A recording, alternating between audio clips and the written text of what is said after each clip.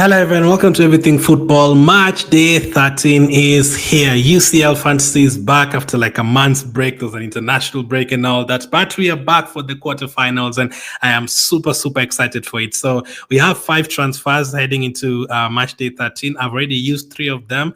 I have 2 of them remaining, but I do have a few injured players in my team. So I thought that it would be a bit harder to make the decisions, but coming into this match day, Sterling is suspended, Musiala is injured, and all these guys. So I don't know which players I'm going to take out, but we'll decide which players I'm going to bring in. But first, let me know how your team is looking. Which team are you going to double up on, triple up on, quadruple up on? For now, let me show you guys how my team looked like at the end of the last match day. So match day 12, the second leg of the round of 16s. So the team actually did very well. I was very happy with the Sterling differential. I don't think anyone else had Sterling, so I was very excited by that. He was on by like 0%, so 11 points from him. That was huge. Helped me cover rank. I'm now up to 1600. So what I'm going to try to do, I'm trying to get into the top 1000. I'm going to try and start chasing rank. So I'm going to make a few maybe crazy decisions heading into the first leg and the second legs of the quarterfinals. So I had Martinez in goal for 6 points. Hakimi had 9 points against Liverpool away from home. That was surprising. Dumfries with 3 points. Michaela from Club Brugge with 3 points. Schlotterbeck with 5 points. Always great in terms of ball recoveries. Sterling, as I said, 11 points. That was great. Rafinha with 24 points. He always delivers. I think every time, like the 4 times I've captained him this season, he's always delivered like more than 20 points. Dembele with 8 points against Liverpool. That was great as well. He scored at Anfield. Musiala with 3 points. A bit disappointing. And then up front, Giras with 7 points. Mbappe with 4 points. Exactly what I told you guys with Mbappe and Vinicius. Yes, he got a penalty, basically an assist, but he also got a yellow card.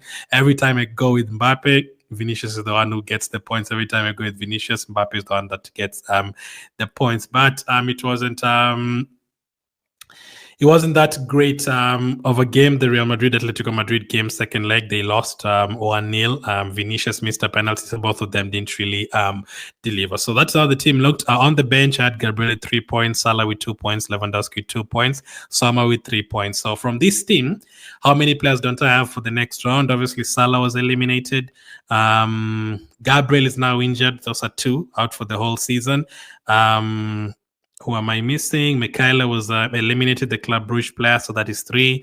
Sterling is suspended and he's not going to start this leg anyway. He was definitely going to start the second leg, but he's definitely not going to play the Madrid games. So those are 4 players. And then Musiala is also injured. So those are 5 players that are all going to miss out from the next match day. So the transfers are a little bit easier. If like 3 of them were fit, I'd be thinking, should I take out a Barcelona player? Should I take out one of the Arsenal players? Should I take out Gurasi for someone else? But now the decisions are easy. I have to take out Gabriel and Sterling, the Arsenal players. Question is, am I going to sub them with Arsenal players? Musiala is going to go out. Salah is going to go out. And obviously, Mikel is going to go out. So that is how the team looked. It got 83 points last time. As I said, up to 1600 in rank. Happy with that. But now it's time for the quarterfinals. So how is my team looking right now ahead of the quarterfinals? So I have made 3 transfers, as I said. So this is how the team is looking. Ignore the Saliba captaincy. It's just on him right now. I mean, could I end up, he's playing on the first day. Should I end up going for him? Who knows? So Bayern Munich, Sommer is playing against Bayern Munich away from home, is my goalkeeper on the first day. So I'm not going to make any goalkeeper changes. If the only way I would have made any goalkeeper changes is if I didn't have all those injured players in my team, the Gabriels and the Musialas, I would have made that change maybe. But for now, I'm going to stick with Sommer against Bayern, and Inter Milan have been very good defensively. But not the ideal fixture. I think Bayern Munich are definitely going to score in that game. Defensively, I currently have Dumfries also playing Bayern Munich away from home. I also have Koundé and Saliba. So the first transfer I have made is Koundé coming in into my team. And I've taken out Michele from Club Brugge. I had a few pounds in the in the bank in terms of the budget. So Kunde's coming for Michaele. That is my first transfer. My second transfer is Saliba. Saliba's coming for Gabriel. So Gabriel, Michaele, the two defenders missing for me, already subbed out. Saliba and Kunde in. I thought about bringing in Timber instead of Saliba because he's going to be more attacking on the right side. But I also thought about, okay, he's up against Vinicius. Could he pick up a yellow card? And Saliba is just too good in terms of ball recoveries. I've looked at the ball recovery numbers. Saliba is getting 9, 10, 11, and Timber is getting like 2 or 3. So that is not great. But in terms of getting an assist or scoring, Timber has a better chance. Midfield-wise, Rafinha obviously staying in my team for sure. No need to explain that. If Barcelona make it through, which I expect them to, is going to stay there all the way through. I've also brought in Yamal for Mohamed Salah. That's where the rest of the cash came from as well. Salah out, Lamine Yamal in. The times I've had Yamal this season, it hasn't been that great. He's kind of disappointed me. But I think if you're going to quadruple up on a team or go with 5 players from one team, it's going to be Barcelona. I think that's the best one to go for from all the fixtures. And then Dembele remains in my team, did very well against Liverpool, so happy to keep him against Aston Villa. Is it enough to go with only one player from PSG? They already clinched the title in France. This is what they're going for now. I think they're still in their cup competition, but you expect them to win that one. So this is what they're going to go all out for, the Champions League. So is it going to be easy for them? Is it going to be a hard game? Is it going to be what people expect it to be? Will PSG go and just beat Aston Villa by 4-1, and then all the attacking players get attacking returns? I don't know, but for now, Dembele is going to stick in my team. I'm going to think whether I'm going to bring in a second player, attacking player from PSG.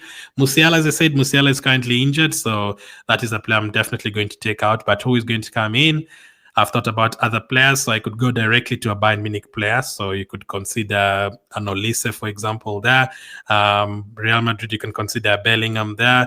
I think those are the ones to really look for. If Saka can also be considered in that position. So that is the other player I'm looking to take out. So far I've taken out Salah, Michaele, and who am I forgetting? Michaele and Gabriel. I've brought in Saliba, direct replacement for Gabriel, and then Koundé has come in extra, my Barcelona defensive cover, and then I brought in Yamal for Salah. Up front remains the same. Mbappe up against Arsenal in that game. He's up against Kivio, so obviously I want Arsenal to win, but I'm a little bit worried about that. Mbappe could have some joy there.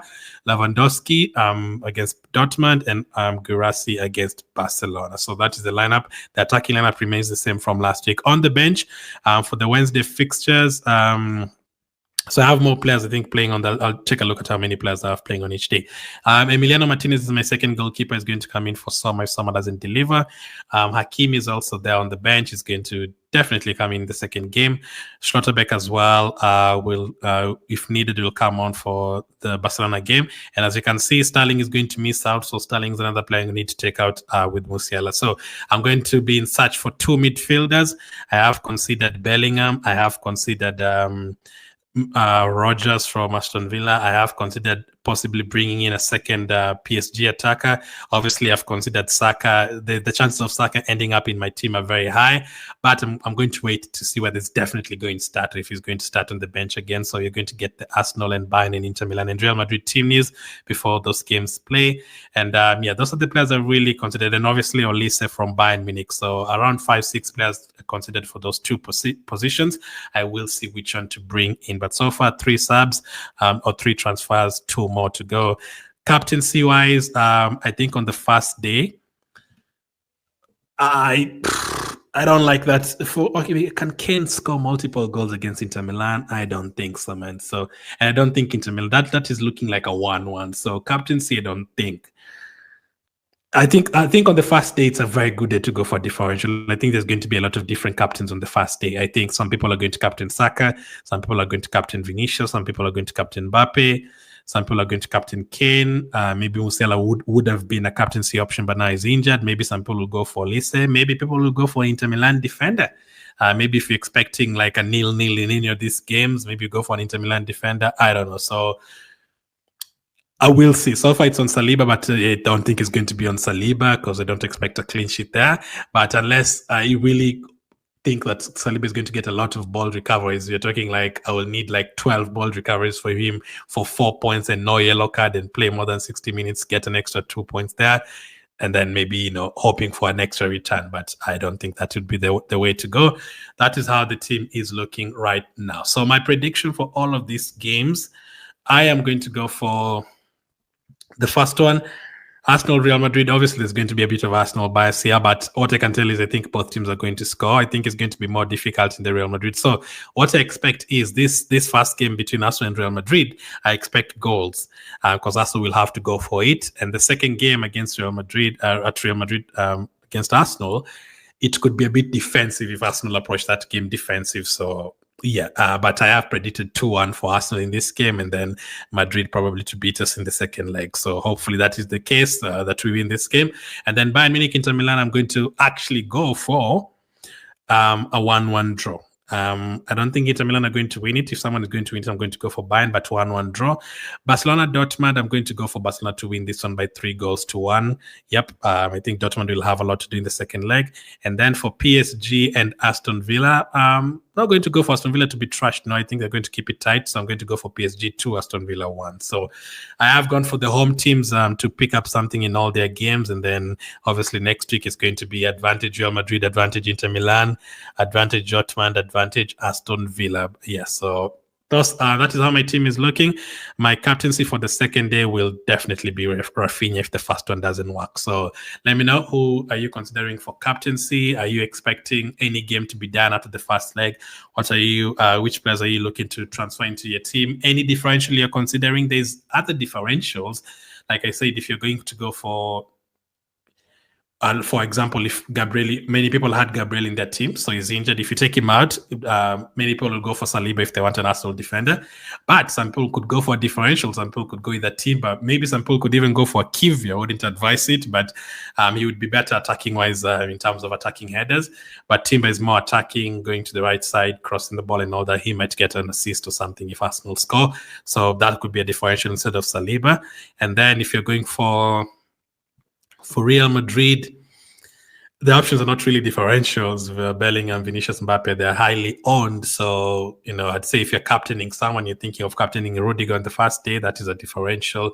So, yeah, I don't think there's too many, but I would probably go for the safe picks, Kane, Mbappe, Saka, any of those players. So, wow, it's big. It's big for fantasy and it's big for me as an Arsenal fan. I'm hoping for good results and I'm hoping for a lot of points in for my team. So deadline stream, as always, will be on Tuesday. The times the clocks changed on a couple of weeks ago, something. So the deadline stream, I think if you're watching from a different area, it's going to be a little bit earlier. But as always, an hour before the game. Let's see. I think this time I'm going to do it an hour and a half before the game because we have the Arsenal game on the same day. So let's see how it goes. But yeah, deadline stream, join me for that to see the last 2 transfers. Thank you for watching, and I'll catch up with you guys on the next one.